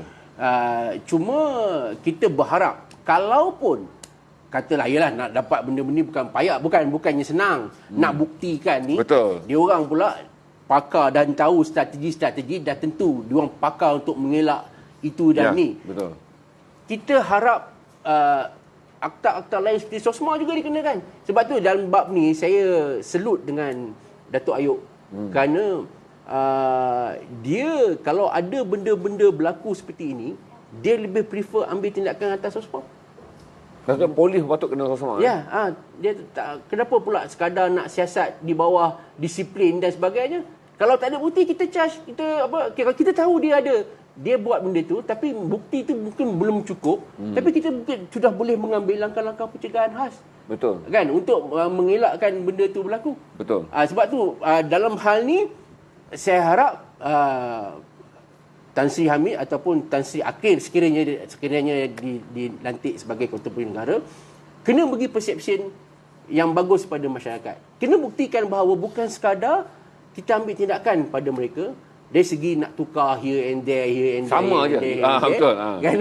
Tapi kalau betul dia terlibat charge, kita nak lihat itu di open court. Betul. Kerana kalau sekadar beritahu pegawai ini ditukar, pegawai ini ditahan pangkat, masyarakat belum puas hati. Betul. Sebab masyarakat sayang pada polis. Masyarakat tak mahu disebabkan perbuatan satu dua orang ini menyebabkan pegawai-pegawai dan anggota lain-lain pangkat yang bagus dalam PDRM mendapat kesannya. Sebenarnya kita sendiri, kita boleh tahu ramai di luar sana yang berdedikasi, yang sanggup berkorban nyawa, meninggalkan anak bini. Lepas tu dengan pendapatan yang kecil nak claim allowance COVID pun penggama seksa, ya, nak betul. pergi print pun betul kertas tak ada kat balai, apa semua. Bukan mudah untuk menjadi polis sebenarnya, especially di Malaysia. Tetapi kita kuat kerana kita mempunyai anggota dan pegawai yang sama-sama berkongsi aspirasi untuk melihat Malaysia ni aman dan tenteram. Tapi kita takut kalau kita membiarkan budaya satu dua orang ini, orang ini yang akan menjadi anak-anak yang akan menghasut dan akhirnya akan merosakkan. Sebab Betul. itu bukanlah kita kata kenapa asyik pandang polis salah, bukan masalah itu. Kerana kita tidak mahu disebabkan perbuatan yang tak elok satu dua orang ini, dia akan menyebabkan yang lain terpalit. Faham. Seekor kerbau membawa lumpur akan menyebabkan semua dalam grup dia terpalit habis segala lumpur. Ini juga sebab kita sayang Ya, pada betul. polis. Betul. Sebab tu kita nak tindakan tu mesti diambil secara all out, bukan hanya sekadar tukar here and there, tetapi kalau betul ada bukti, charge di mahkamah open court. Okey. Ya. Tan Sri, Syaril. Tan Sri akan habis kontrak pada Mei. Saya secara peribadi Tan Sri Hamid Badur kontraknya akan ditamatkan, akan berakhir, bukan ditamatkan, akan berakhir pada Mei. Saya secara peribadi mengharapkan kontrak diperbarui supaya, bukan saya tak percaya pada timbalan, supaya pakej untuk membersihkan polis ni dapat dibuat secara tuntas, kerana 2 tahun bukanlah masa yang cukup untuk membersihkan satu pasukan yang besar. Pegawai-pegawai ni pula pun, kalaulah dia rasa Tan Sri Hamid Badur pergi, dia sebahagian merasa terlepas, rasa lega. Sebahagian penjenayah tak akan suka orang seperti Tan Sri Hamid Badur duduk lama di situ. Pandangan saya peribadi. Kalau saya dah menyebut banyak kali dalam stream, mengharapkan Yang Amat Berhormat Perdana Menteri membawa dokumen watikah kepada Yang di-Pertuan Agong untuk sambung kontrak ini. You secara peribadi rasa? Saya rasa ketua polis boleh datang dan pergi. Selalunya ketua yang baik sebelum dia pencen, bersara ataupun berhenti, dia sudah menyediakan satu plan atau rangka jangka panjang yang boleh diteruskan oleh timbalan dia. Kalau kita tengok yang mana pengarah-pengarah di PDRM tidak ketandusan pegawai kanan yang hebat. Hebat. Okay. Kalau kita tengok Datuk Akil pun hebat orangnya bang. Timbalan ketua polis. Kalau tak, dia ni lulusan kejuruteraan tak silap saya. Akil tu nama satu sebatan kimia tu, bapak dia dulu pensyarah akrilik. Oh, jadi Akil. Itu nama Akril tu kan. Akril. Tan Sri Datuk Akil. Akril Sani. Bapaknya juga ada pensyarah sebuah universiti. Akril pun seorang yang hebat. Juga yang mana pengarah-pengarah yang lain hebat. Yelah, kalau tak hebat takkan diorang sampai ke tahap itu. Ya. Bagi saya, Tan Sri Hamid ni pengalaman peribadi, kalau tanya saya sepanjang saya dah 21 tahun jadi wartawan jenayah ni, I can say antara ketua polis negara yang paling sporting, yang sangat merendah diri, very down to earth. Tapi sudah tentu nama Hamid Badur juga dikaitkan dengan certain things, contohnya Jolo ni open secret lah. Jolo lah, YMDB lah, video, skandal video dan sebagainya. Tapi saya boleh bagi tahu bahawa mana ada ketua polis negara yang tidak ada dikaitkan dengan benda-benda kritikan. Baik daripada zaman Hanif Omar, Tan Sri Bakri, Tan Sri Musa, Tan Sri Fuzi, Tan Sri Khalid, semua ada cerita-cerita dia. Rahim Norian Mai. Semua ada cerita. Kalau kita nak kata KPN ni tak bagus, KPN lain bagus, boleh tunjuk kat saya mana ada KPN yang tidak pernah lekang daripada kontroversi. Betul. Okey. Tapi kita kena move forward. Okey. Dalam hal ni, adakah kerana Jolo tidak berjaya dibawa balik, maka selama-lamanya kita akan condemn so-called ketua polis negara ini? Kan? Saya bukan nak membela Tan Sri Hamid. Maknanya itu benda-benda itu dia pun sudah tentu kena menjawab pada publik. Tapi pada masa yang sama, kita kena bagi peluang kepada dia untuk mencorak pentadbiran Polis Diraja Malaysia. Dan sekarang ni, mungkin saya tak kata dia confirm tidak disambung, sebab akhirnya benda tu akan terpulang pada Yang di-Pertuan Agong. Mungkin beliau tidak sambung. Kalau saya tanya dia kata dia tak nak sambung lah. Dia nak balik kampung Rembau, nak buat kebun apa semua kan. Tapi kita tak tahulah perancangannya ada. Tapi kalau tanya saya, yes, betul. Kalau boleh, biarlah dia sambung untuk menghabiskan benda yang tertunggak. Tetapi andainya kontrak beliau tidak disambung, saya rasa penggantinya tak kisahlah sama ada Datuk Akril atau siapa-siapa pengarah lain juga mempunyai integriti. Kalau tak sama pun mungkin lebih baik dengan Tan Sri Bino. Ya. Dan saya percaya setiap ketua polis negara mahu buat yang terbaik. Betul. Yang penting apabila mereka dilantik secara legal, kita sebagai masyarakat kita kena support. Kita kena bagi peluang pada mereka untuk membuktikan kepimpinan mereka. Kalau kita berterusan mengkritik, macam filem Anak Bapa sampai bila nak bantah lah, asyik bantah sampai bantah kan. Kita kena bagi peluang. Betul. Kita kena bagi peluang. Dan sekarang saya tengok Tan Sri Hamid, kalau saya berbangga kerana walaupun dalam tempoh yang sekejap nampak kesan dia. Okey. Kita dah pergi hal yang serius panjang. Kita minta dia belanja yang simple-simple je sekejap. Saya tahu semua orang sedang tunggu. 600 orang ada sekarang 600 orang sedang memerhati tadi. Kita belanja story yang simple dulu. Okey. Dalam pengalaman kau jadi polis macam jadi polis kau jadi wartawan. Saya pengalaman jadi wartawan tu, saya kata operasi kencing tu lah yang paling teruk. Pukul 9 kena tunggu dekat balai tu. Habislah duit dekat mesin air tu. Minum nak tunggu kan, nak keluar operasi. Keluar operasi 5 jam, balik dengan bangganya. Tengok satu malam, 200 biji mesin kuda dirampas. 3 hari kemudian, datang balik laporan, bang, ini hanyalah skandal apa yang diatur, drama Tamil bang. Kita dah kena drama Tamil. Sebab orang yang report dekat kita, geng-geng pekidar lah yang report. Dia pun ada juga ejen. Bila dia pergi kedai yang sama, nombor mesin yang sama, benda yang sama, balik ke kedai yang sama. Kemudian adalah orang bagi tahu, kata malam tu Black Maria tak balik ke balai pun. Disembunyikan dalam satu store bus repair je. Esok dia hantar balik. Itu sebenarnya drama. Satu filem yang saya rasa kalau aku buat filem ni, kat Malaysia tak lulus. Tapi kalau di India meletup filem ni. Menjahatkan polis jahat macam cerita. Tapi kau ada tak kes-kes yang kalau kau kongsi? Kita ambil yang positif tu. Yang kau rasa terharu dengan kehebatan polis Malaysia. Dan kemudian kau rasa paling sakit hati pengalaman. Malah kita sedap yang sedap dulu. Yang kau rasa kalau kau tengok cerita ni kan, kau rasa best. Saya yang best ada nanti saya cerita. Bahagian saya yang saya rasa nak menitik mata melihat kehebatan polis ni. Tapi yang tak best saya cerita dulu sebab saya jadi wartawan tak banyak kali kena kencing. Kita ingat orang politik akan kencing kita. Rupanya akhirnya IPK yang kencing kita. Kan selalu kena kencing orang politik ni tuan-tuan. Biasa balik boleh shampoo.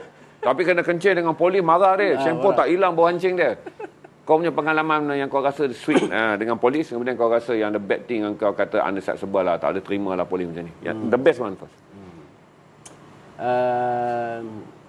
Dalam masa singkat nak recall ni pun payah juga. Tapi saya boleh katakan saya kagum dengan kejayaan polis menyelesaikan kes-kes berprofil tinggi lah.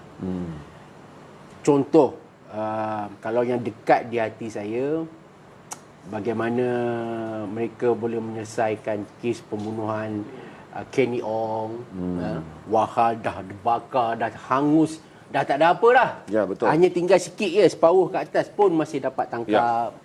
Kejayaan bagaimana Susilawati.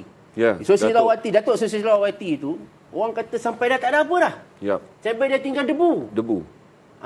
Bagaimana kalau Abang Nal kalau nak tahu macam mana dia orang polis buat untuk nak cari bukti ni, saya nak share dengan tuan-tuan dan puan-puan. Buat secara manual. Sebab dah tengah-tengah hutan dekat ladang tu, kan nak cari pisau, nak cari apa. Jadi beratuhlah ramai-ramai ni, sikit-sikit mengangkat cari punya nak cari barang bukti. Tapi akhirnya bukan saja dapat tangkap kaprit dia, tapi juga berjaya dia bersalah. Maknanya mereka berjaya membuktikan, dia panggil istilah dia beyond reasonable doubt, melampaui keraguan munasabah. Maknanya mahkamah puas hati sungguh, walaupun tinggal maaf cakap debu mayat Ha. pun mahkamah berjaya yakin bahawa tertuduh melakukan perbuatan itu. Maknanya bukan mudah. Bukan mudah. Kalau kita nak buktikan orang curi handphone kita pun payah. Ini bayangkan. Benda pun dah tak ada. Ya, Tapi berjaya membuktikan itu. Itu satu pengalaman. Begitu juga dengan peguam di Jabatan Peguam Naba, Kevin Moraes. Nah, Kevin Moraes Sudah disimen. dalam tong drum. Dalam tong drum. Buang Pun dalam. berjaya cari. Maknanya ini bukan bomo mana. Ya, dia bukan pergi tengok Ini bomo bukan naik bomo. mukanya. Okey. Oya, macam tu. Ya, Kan? betul, betul. Ini berdasarkan dengan maklumat risikan. Kita ada, itu macam saya sebut tadi, kita ada unit risikan jenayah, kita ada D4, D8, kita ada D9. Semua detektif-detektif ini siang malam bekerja apa semua mencari.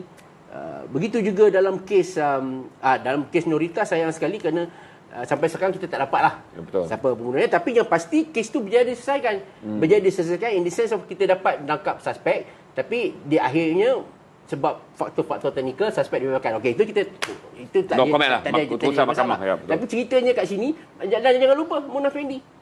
Bagaimana arwah dah Kerat 18. gerak 18 ditanam Tanam. apa semua kan dan benda yang ramai yang masyarakat tak tahu ni, kejayaan E8 di bawah pimpinan Datuk Ayub.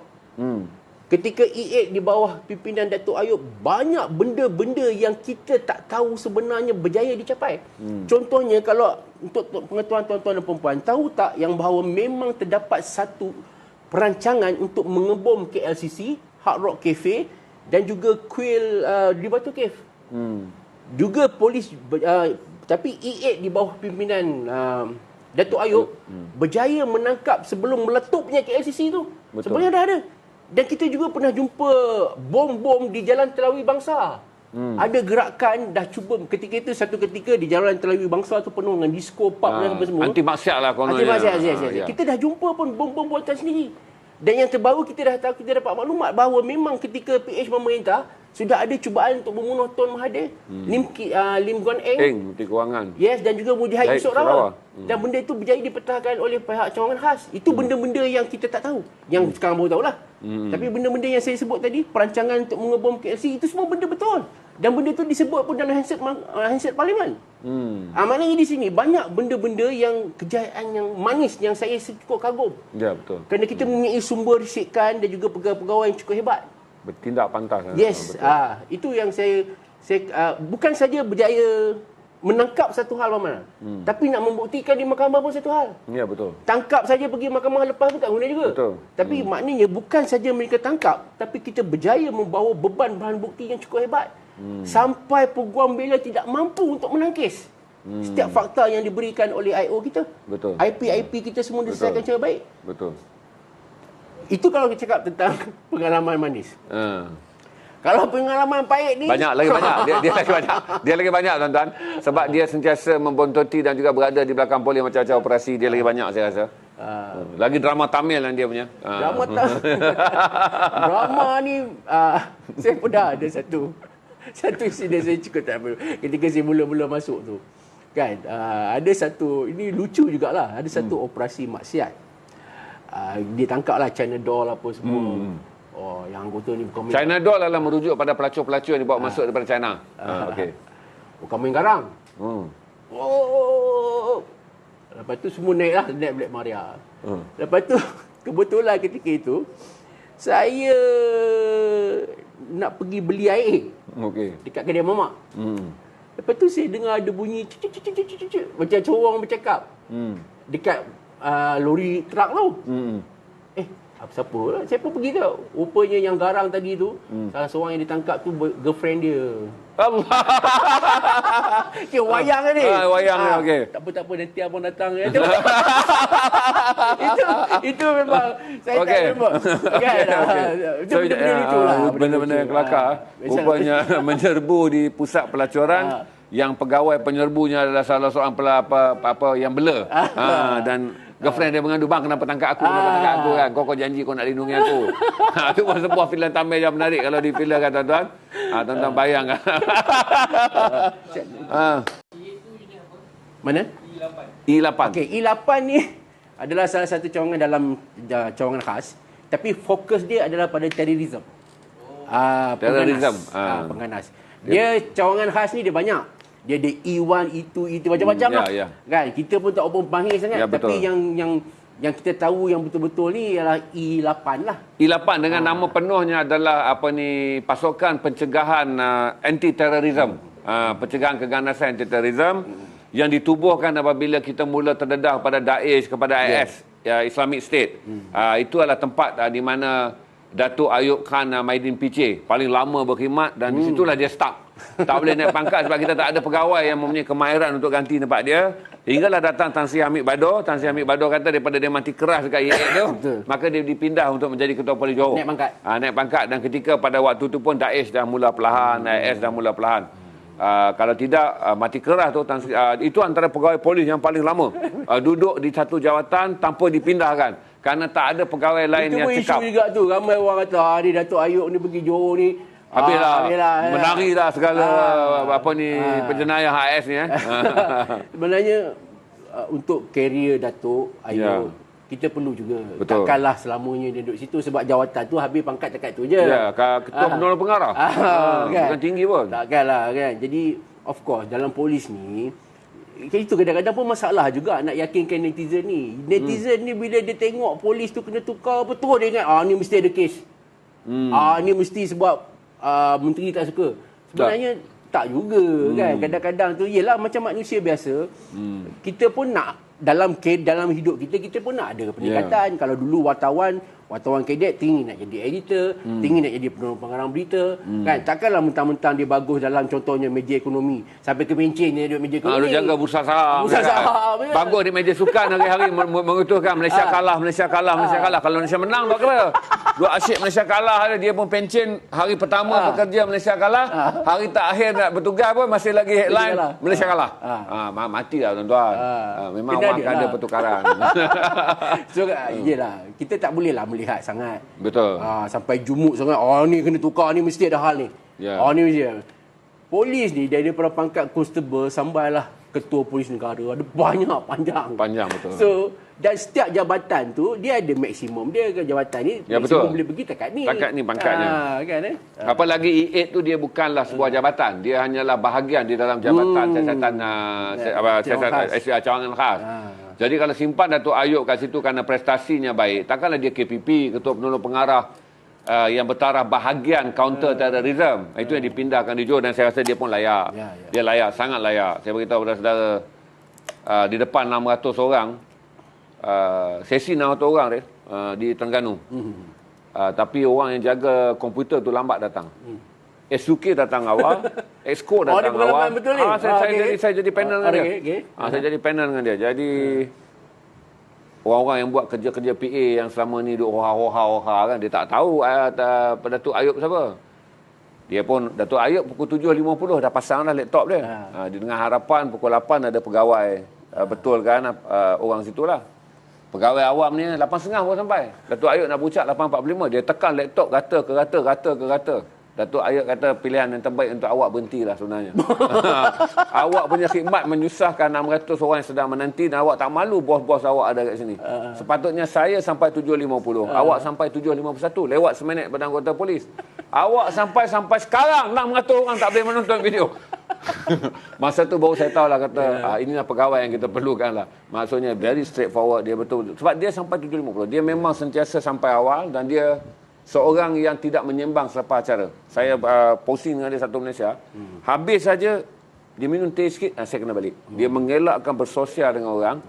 Yang mungkin lepas dia dah jelaskan tentang IS, ramai orang tanya macam-macam. Dia tak mau. Jadi dia sentiasa sap hilang. Itu seorang Datuk Ayub Khan yang saya kenal lah. Dan buat tu saya pun rasa seram.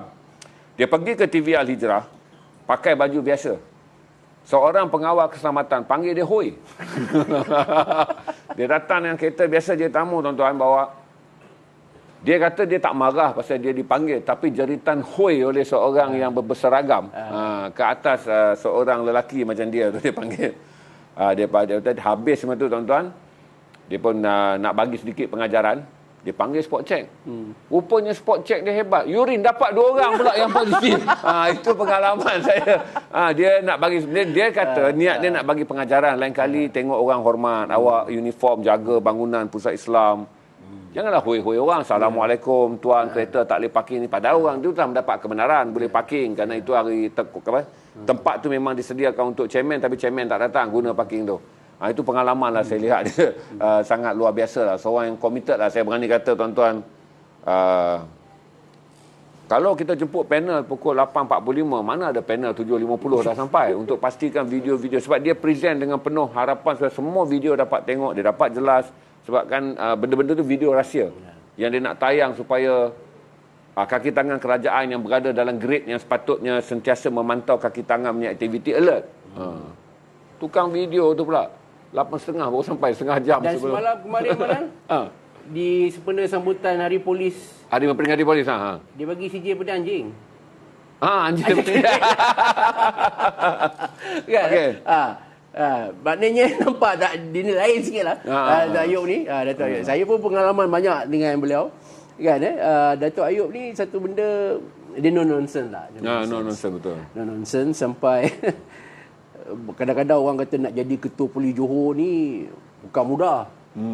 Kan nak kena apa, dah kena menghadap tuanku apa semua. Ya, bagi betul. dia tak ada masalah sebab dia kata beliau buat yang transparent dan tuanku pun Sultan Johor sangat happy. Sayang dia. Sebab selama ni ramai di Johor menggunakan nama tuanku. Sikit-sikit ni kami yang buat kerja tuanku, sedangkan benda itu tidak berlaku. Betul. Dan bila Datuk Ayub pergi, Datuk Ayub kata dia sangat transparent. Siapa saja yang mengaku, Datuk Ayub akan persembah pada tuanku. Betul kan ini? Betul kan? Ini. Dan ternyata benda itu tak betul. Okey. Kan? Jadi ramai orang kata ni Datuk Ayub pergi Johor dia masalah. Tapi dia tak ada masalah. Hubungan dia dengan istana sangat baik Dan ada yang cynical bila dia daripada seorang pegawai special branch pergi ketua polis. Ramai kata alah Datuk Ayub ni siasat motor hilang pun tak pernah, tiba-tiba jadi ketua polis. tak pernah jadi CID. Datuk Ayub sangat straightforward dalam hal ni. Betul. Dia kata apa yang dilakukan dalam SB pun sama. Sama, betul. Cuma bezanya mungkin kat balai kita deal dengan orang jual motor, orang curi motor. Dekat kami di A8 kami deal dengan orang yang menganas. Ya, tapi betul. corak siasatan, kertas Pattern IP, siasatan, peta, semua sama. semua Ya, betul, sama. betul. Cuma kan. Beza je agak zona jenayahnya. Okey. Ya. Ada orang tanya di sini, dia orang nak minta Syaril. Ni dah habis dah tajuk-tajuk utama. Ada orang ni daripada semalam lagi, daripada saya naik poster dia yang pertama respon. Minta you share jumpa Cimping. Mungkin dia daripada awal saya naik poster, dia orang yang pertama. Jangan lupa tuan tanya dengan saudara Syaril Kadir. Pengalaman dia berjumpa dengan Cimping. Ini kita dah habis tahu topik utama, Syaril akan belanja sikit tentang Cimping. Okey. Kita mendapat maklumat bahawa bekas Setiausaha Agung Parti Komunis Malaya, Cimping, akan muncul di sebuah hotel yang bernama Lee Garden Hotel yang terletak di Hat Nyai. Sempena ulang tahun peletakan senjata Parti Komunis Malaya. So kita dapat maklumat bahawa masa itu ramai bekas-bekas komunis yang kini berada di Malaysia akan turun ke Hat Nyai untuk bertemu dengan so-called idola mereka ni. Jadi bila dapat maklumat tu, ketika itu isunya adalah apabila Cimping mendesak kerajaan membenarkan dia untuk balik ke Malaysia dengan alasan untuk menziarahi kubur bapa dia ke mak dia, macam itulah, ahli keluarganya. Jadi ketika itu panas suhunya di Malaysia kerana ada pihak mengatakan okeylah, bagi je lah dia balik, dia pun dah tua, tak boleh nak buat apa, angkat pistol pun tak larat dah, bagi je lah. Satu pihak lagi terutama veteran perang, veteran tentera, veteran polis membantah keras. Jangan kata orang bayang dia pun kami tak mau tengok. So dalam ada pihak memberitahu saya bahawa tolong sampaikan mesej kepada Cimping jangan balik kalau tidak mahu sesuatu yang berlaku. Macam itulah lebih kurang. Jadi saya tak perlu dedahkanlah benda tu. Okey, fine. Jadi maknanya bila saya decide untuk ke sana, saya membawa 2 topi lah. Satu topi sebagai wartawan, satu lagi mewakili inilah supaya dia jangan balik. Okey. Jadi persoalannya saya pun tak pernah tengok cimping ni macam mana rupa dia. Saya tengok pun kat Google je lah. Gambar apa lama dulu. Gambar lama dulu apa semua. Yang kedua, macam mana saya nak masuk tempat tu? Tempat tu dah tentu penuh dengan komunis. Komunis ni raja segala muslihat. Kita pun tahu. Kan macam mana cara dia? Jadi saya dengan kawan saya seorang, bukan wartawan pun, kita decide kita masuk ke Hat Nyai, menyamar sebagai pelancong. Jadi kita pun dipendekkan cerita masuk. Kita pun pergilah hotel Lee Garden yang dimasukkan. Saya duduk di hotel tu, saya tengok muka kawan saya, kawan saya tengok muka saya. Saya tengok muka dia, tak muncul-muncul apa pun tak ada. Ini dah salah info ni. Rupanya baru saya tahu, di Hat Nyai ni, ada 2 hotel Lee Garden. Okey. Satu kalau siapa yang rajin pergi Hat Nyai dia tahu. Dia tahu. Untuk orang yang di Hat Nyai, anda tak mungkin keliru hotel mana satu yang dimasukkan. Yang hotel kami pergi tu, hotel Lee Garden Hat Nyai tu, itu hotel baru. Okey. Yang betul, siapa pergi Hat Nyai dia tahu, tengah-tengah tahun dia tertarik orang Melayu ramai tu, itu hotel, itu Lee Garden yang baru. Rupanya ada satu lagi hotel Lee Garden yang lama. Okey. Iaitu terletak kira-kira 1 atau 2 kilometer di belakang hotel yang baru tu. Di hotel itulah perjanjian damai itu ditandatangani. Okey. Jadi Cimping nak buat seolah satu majlis reunion. Reunion memory. Yes. Di tempat asal. Yes, di tempat asal dia tanda tangan tu. Dia nak jumpa balik komrat-komrat dia. Dia nak jumpa balik kawan-kawan lama. Dia di situ. Jadi bila kita tanya, balik pada cerita tadi, bila kita tanya pada kat bawah tu, yang hotel baru tu, sunyi hotel ni? Dia kata, yalah sunyi, inilah hotel dia. Oh, sebab saya nak jumpa kawan saya, dia kata Lee Garden. Oh tuan, ini bukan Lee Garden ni. Dia cakap dalam bahasa Inggeris lah. Dia kata, kena pergi kat belakang. Okey, saya pun pergi. Pagi-pagi memang betul. Habis ya. Bila saya pergi, memang ramai bang. Ramai je bekas komunis ni. Kan? Jadi saya tahu dia orang ni bekas komunis. Sebab kita memang dapat maklumat yang akan ada di hotel tu hanyalah bekas komunis je. Ya, tak ada orang lain. Sebab dia orang dah booking. Saya pun sembang 2-3 orang. Seorang kata daripada Ampang, ada yang kata daripada Sungai Buloh, ada yang kata daripada Kepong, apa semua. Tapi saya tak tanya lama lah. Saya tak tanyalah dia orang ni apa. Sebab saya dah tahulah. Saya kata, oh you all ramai-ramai ni. Ada apa? Kita datang hanya enjoy syok-syok dia lebih daripada itu je. Ya. Okey, tak apa. Jadi saya pun macam dengan kawan saya pun buat-buat lah, ambil gambar lah apa semua. Dan rupa je, ya itu saya kata. Kita nak bermuslihat dengan komunis ni. Komunis dah belajar muslihat ni 40 tahun, 50 tahun dah. Dia tengok kau ambil gambar dah tahu. Dia dah tahu dah. Apa hal dia ni pula masuk sini. Kalau dia kaki betina, dia dekat hotel Hat Nyai satu lagi. Ini semua. Apek tua kat sini, apa hal dia datang. Okay. Kalau nak enjoy, Pink Lady lah. Kita kenal lah kat sana. Betul. Ini apa? Hotel orang tua. Hotel orang tua. Hotel tu punya lama, dia punya keadaan hotel tu pun macam saya tengok filem. Apa ingat tak dulu yang Jin Samsudin jadi macam James Bond tu? Okey. Apa ni, Jurang Maut. Jurang Maut. Jurang Maut. Gerak khas ataupun Jurang Maut. Okay. Hotel lama-lama semua. Lepas tu saya didatangi oleh seorang lelaki. Ni saya nak cerita ni. Dia kata, "Encik." Tapi cakap dia saya tahu. Dia ni bukan pure Malaysia. Cakap dia bunyi macam orang-orang lama bang. Bahasa baku. Macam orang-orang Singapura. Macam Delok P. Ramlee tu. Delok P. Ramlee dulu. Encik datang daripada mana? Kan? Saya kata, saya daripada KL. Saya nak duduk hotel ni. Saya datang punya dah penuh. Encik polis ke? Saya jam. Saya tahu dah dia dah rasa something ni. Saya tak, saya bukan polis. Encik mau jumpa siapa? So saya dah stuck kat situ. Saya kata tak gunalah saya Dua dalik. Saya straight forward. Saya kata saya datang, memang betul saya turis. Tapi bila saya lalu kat sini, saya jumpa orang Malaysia. Bila dia sembang, dia beritahu ada Cimping. Saya tak pernah jumpa Cimping. Saya mau jumpa Cimping. Encik tahu pasal komunis? Tahulah, saya buka buku sejarah apa. Encik pernah dengar Syamsyah Fakir, Rashid Mahidin, Abdullah Sidi? Adalah tahu sikit-sikit. Saya menantu Abdullah Sidi. Ada menantu Syamsul Fakir dalam CD macam itulah. Ya. Tak apa. Cik jangan risau. Kami bukan orang jahat. Ini semua benda kita mau reunion saja. So, saya kata tak apa cik. Macam ni. Saya nak jumpa sangat dengan Chin Peng. Oh tak boleh. You takkan berpeluang jumpa Chin Peng. Ini kita punya bos. Orang lain tak berjumpa. Ini function kita. You kalau I nasihatkan you baliklah. Sebab kita sini mau jumpa kawan-kawan. Ini semua hotel pun kita sudah book. Saya mesti tu frust lah. Alamak, saya kata macam tipis lah harapan nak jumpa Chin Peng ni. Memang bayangkan mana saya nak masuk kaki pun tak boleh. Penuh. Punya ramai ya. Punya ramai. Lepas tu, tak sampai 10 minit, saya dengar orang bersorak. Bersorak lah. Dalam bahasa Cina lah. Tepuk tangan apa semua-semua. Saya tahu. Ini mesti Chin Peng. Big Boss datang. Big Boss sudah sampai. Okay. Kan, Big Boss mesti sudah sampai. Lepas tu, yang best tu, dia orang bersorak dalam bahasa Melayu.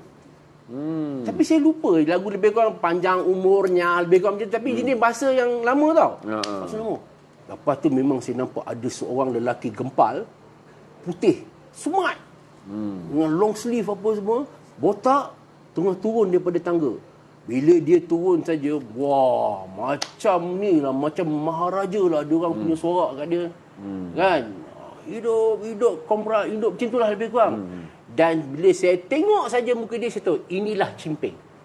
Yes, inilah. Aura dia tu ada. Aura dia lain macam. Inilah Chin Peng. Okey, itu settle satu masalah. Macam mana pula saya nak rapat dengan Chin Peng ni? Sebab saya, tugas saya, nak sampai mesej tu. Itu satu. Yang kedua, saya nak tulislah sikit. Pertemuan pengalaman tu. tu. Kan, macam mana saya nak pergi?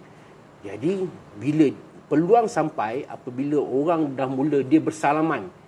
Dia bersalaman dengan orang-orang, masa tu saya pergi selit. Saya pergi selit, masuk celah orang. Saya masuk je. Apa jadi-jadilah. Apa jadi-jadi. Bila saya hulur tangan dia tengok saya. Anggota nombor berapa berjuang di mana? Tak ada. Dia tengok saya, dia kata, ni dah pelik lah. Ini budak gemuk ni orang dia kan. Ni dah pelik lah. Tak ada bau komunis. Dia tengok saya. Lepas tu saya tu cakap dengan dia. Saya wartawan dari Malaysia. Lepas tu dia tanya saya, kamu polis ke? Dia tanya. Dan Manal, rupanya dia sangat fasih berbahasa Melayu. Tak ada langsung bunyi, orang kata bunyi pelat Cina ke apa ke. Dan suara dia sangat ni lah, sangat orang kata lah, gentle lah. Kamu polis ke? Saya kata bukan. Saya wartawan daripada Malaysia. Saya pun tak tahu sama ada saya nak salam ke atau tak. Sebab yalah, bapak saya ni askar, betul. Dia duk menceritakan macam mana dia orang bertempur, macam mana anggota dia putus kaki, mati apa semua disebabkan perbuatan komunis. Saya pun tak tahu sama ada dia layak tak untuk menerima salam saya. Serius masa tu. Dan saya pun tak tahu nak address dia tu sebagai apa. Tuan ke panggil tuan ke? Tuan dah tentu. Tidaklah. Memang tidaklah. Pak cik mustahil. Takkan uncle. Betul. Jadi mana saya tak address dia apa-apa. Maknanya saya tak sebut dia sebagai uncle ke pak cik ke apa ke, saya straight forward je. Saya kata boleh tak kita jumpa sekejap di coffee house? Ada benda saya nak tanya. Saya kata begitu. So dia kata, kalau kamu, saya ingat ni kata-kata dia, kalau kamu ada apa-apa mau tanya, kamu tanya sekarang. Kan? Tak perlu pergi coffee house. So, tanpa membuang masa, saya teruslah cakap. Dalam diri tu? Dalam diri tu. Orang semua tengok ni. Bodyguard dia semua. Kan? Tapi dia tak, dia ataupun mungkin dia orang syak kan. Ini pemimpin baru kot. Kan? Okay. Dia kata, kalau nak cakap apa-apa, dia punya bahasa sangat teratur. Kalau nak cakap apa-apa, bagi tahu sekarang. Tak payah pergi minum, tak payah pergi apa. Saya kata, jangan balik ke Malaysia. Bila saya kata macam tu, jangan balik ke Malaysia, dia pun angguk. Saya tahu. Soalan kedua, saya tanya dia, pernah tak terbit rasa bersalah kerana bunuh anggota keselamatan kami? Saya pun tak tahu macam mana saya ada keberanian nak tanya benda tu. Depan komuniti komunis tu Saya boleh macam terpacul lah soalan tu. Pernah tak rasa bersalah kerana membunuh anggota keselamatan kami? Jawapan dia saya akan ingat sampai bila-bila. Tuan, dia panggil saya, Tuan, dalam perang, kalau kita tak bunuh musuh, musuh akan bunuh kita. Saya akan ingat ayat ni sampai bila-bila. Dalam perang, kalau tuan kita tak bunuh musuh, musuh akan bunuh kita. Itu jawapan saya. Lepas tu bodyguard dia tunggu datang. Saya kata sekejap. Ya, bodyguard dia kata, okey, cukup. Sekejap, saya kata, saya nak ambil gambar. Saya nak ambil foto. Okey. Masa tu tak perlu ada handphone kamera. Masa tu ada kamera yang kecil-kecil tu kan. Sempatlah saya datang. Saya sempat rakam, dan rupanya masa saya berbual dengan Chimping tu, kawan saya sempat rekod pakai recorder. Okey. Lepas habis tu dia pun hilang. Dia orang bawa dia pun hilang. Memang kalau kita tengok memang tak gaya seorang komunis lah, sebab kulit dia bersih apa semua. Baru saya tahu, saya difahamkan Chimping ni dia lebih kepada mengatur gerak saja. Dia duduk di Beijing, ada banglo, ada kereta mewah, kerajaan sana bagi dia macam-macam. Dia ni mengatur gerak je. Bukan orang bertempur dalam hutan. Ada yang bertempur dalam hutan ni orang macam Arwah Rashid Maidin.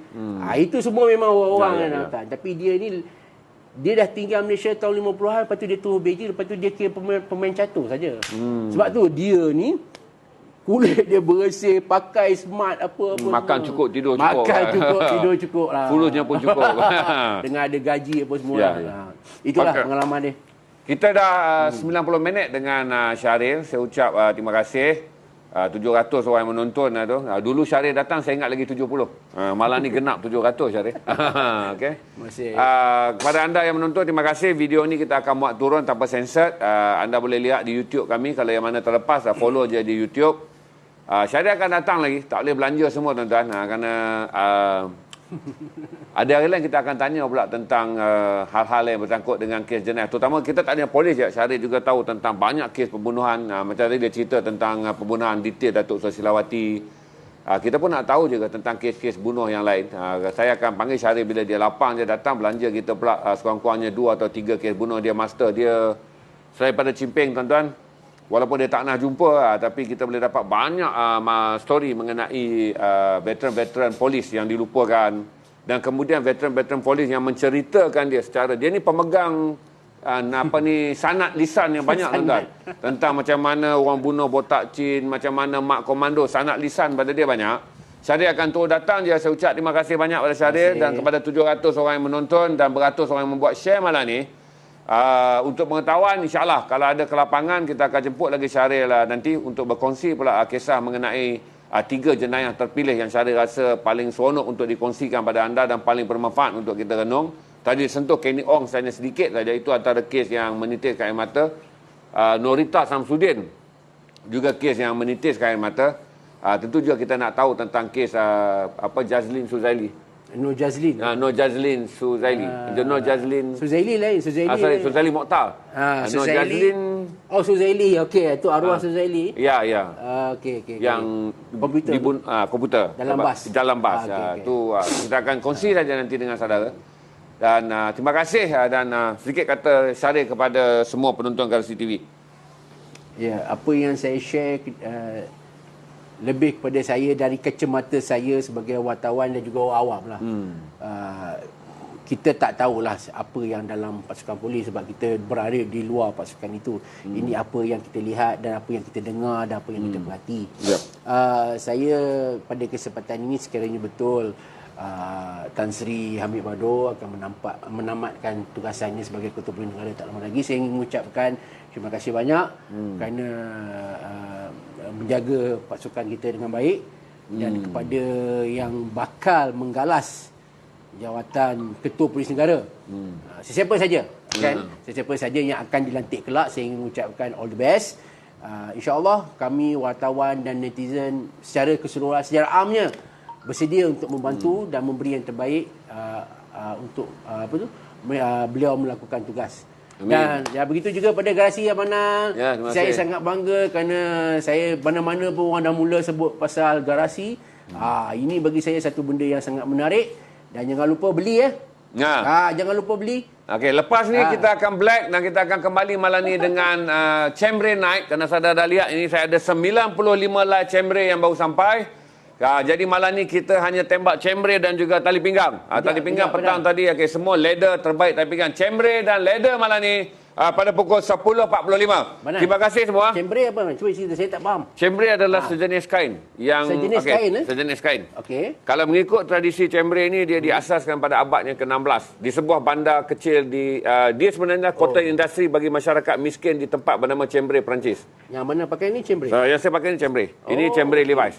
Jadi Chambray ni maksudnya selain daripada kita pakai kain denim, Chambray adalah pekan kecil di Perancis yang menemukan teknik menghasilkan baju nipis tetapi sejuk dengan menggunakan kapas tradisi mereka.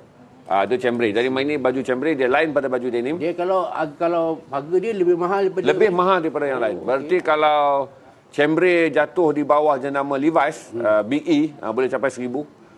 Selai pada kalau keluaran tahun 70-an 80-an. Tapi bagi Chambray moden yang kita akan jual malam ni hanyalah Chambray masa kini antara 100 ke 150 ringgit je Chambray yang kita akan jual malam ni. Assalamualaikum warahmatullahi taala wabarakatuh. Jumpa lagi selepas ini pukul 10.45 malam.